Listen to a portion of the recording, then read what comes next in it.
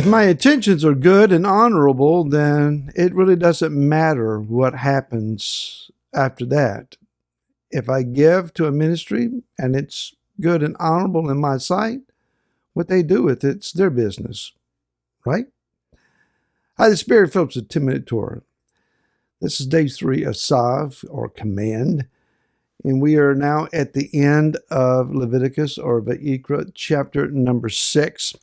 Let's drop down to verse 27, which says, "All that touches its flesh is to be set apart, and when its blood is sprinkled on any garment, you wash that on which it was sprinkled in a set-apart place. But the earthen vessel in which it is cooked is to be broken. And if it's cooked in a bronze pot, then it is scoured and rinsed in water." The subject here is the sin offering, the kata'at.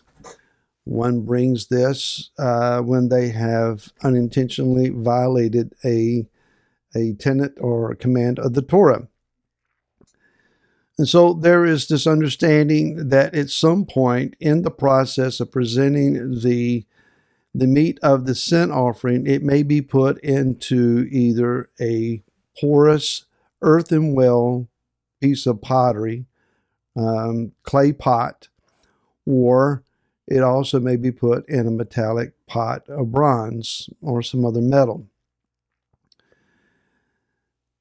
It is required that once the set-apart meat is placed in an earthen vessel, the meat very well may be completely consumed, but the meat juices, the fat residues, are absorbed into the porous inside of this clay pot.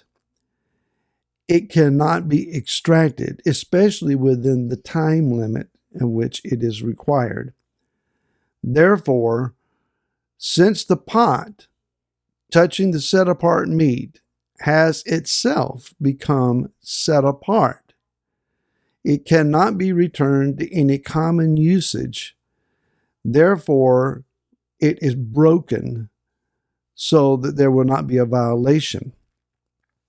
On the other hand, if you have a metallic surface, it is scoured, thoroughly cleansed, and rinsed with water, then it can go back to some other use. Easily, this is an analogy of our own lives. We come before Yah, we have a desire to be set apart before Him. We go through whatever processes that He leads us through, and we sense a drawing near to Him. We find some restoration with Him. We find a renewal of our spirit before Him. And then what is required, hold on for it, is a time of brokenness. Now, it's part of the answer, I suppose, to the age-old question of why do bad things happen to good people? And it's not that Yah is out to torture us or to cause us pain and suffering, but He allows at times the hurtful experiences of life, the broken times, the times where we're weeping and sometimes just tore up, to bring about a sense of understanding. I can no longer go back to what I was. So, for example, and this one example of many, you have a relationship with someone, a friend or an acquaintance, a partner, and so forth, and you are seeking to draw closer to Yah. You're seeking to do more what it is that He wants. And in that process, you realize this individual is going to hold me back. They're going in this direction, and I'm going to go in that direction, and therefore I have to make a choice. If I'm choosing Yah, I can no longer really maintain the depth of relationship with them because they're trying to take me a different path. This reminds me of an instance in my late teen years. I had a cousin who lived close by. We spent a lot of time together as kids, and it was very obvious that he was on a road to self-destruction. The story is long and it's complicated, but just understand that he was bent on this path. My mom called me aside one day, and some of the wisest words that she ever gave me. She asked me, "Where do you think your cousin will be in 5 years?" I said, "If he's not dead, he's going to be in prison." Then she said to me, "If you don't want to be there with him, you have to stop hanging out with him now." That was a hard decision. It really wasn't much thinking required, but it didn't make it easy.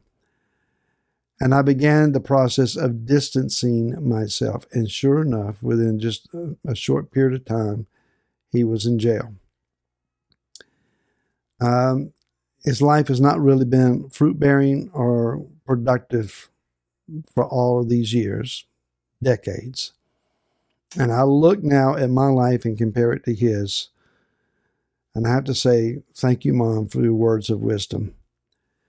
It was brokenness. That relationship had to be shattered. It's easy to be resistant and hard, to allow life circumstances to harden you.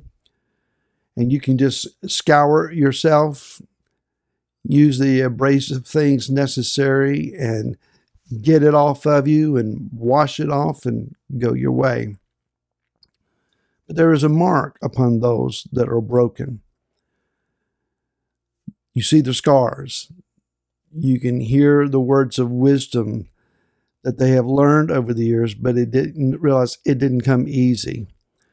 Oftentimes you'll hear them put in the context of gleanings and insights of the Spirit and truths extracted from the Word, all couched in life experiences that were trying, struggling, sometimes perceived to be overwhelming. These are the dear ones of Yah that have fought through whatever the circumstances were and come out on the other side. And though maybe scarred and hurt a bit, they are better for it because they learned, and they learned well. When we think about 1 Samuel chapter number 2, there is a very telling verse in that chapter. If I can get there real quick. It says, concerning the sons of Eli, it says in verse 12, and the sons of Eli were sons of Belial. They did not know Yahweh. When you turn the page over in continuing in chapter number 2, verse 22 says that they lay with the women who were assembling at the door of the tent of appointment. Yah spoke to the young boy Shemu'el, Samuel, and told him that he was bringing judgment on the house of Eli. They were located at Shiloh. In our last trip there, I had the opportunity to go to Shiloh. It's a tragic place. It's a heartbreaking place. It was a very emotional encounter for me. The ground is covered in broken pottery, shards of what used to contain the holy. But it wasn't enough. Judgment came upon that place after 360 years of the tabernacle abiding there, and it was moved. Many of you've given to ministries and congregations and people, and your effort was to be holy, to do a holy thing. And you broke the vessel, and you've given yourself, and you wept with tears. And some of them, not all, but some of them have proved not worthy. Well, when the glory moves on and finds a new location, move with it. That's all we can do. We weep, we cry, we hurt, and we go on. Remember, Yah accepts our set-apart gift. He knows the brokenness that we've gone through. But you can't stop bringing your offerings. You're giving of yourself to Him. You can't stop doing your best for Him. So we pick up from where we are, and we keep going. May you be encouraged to do so today, and we'll see you again tomorrow. Until then, shalom.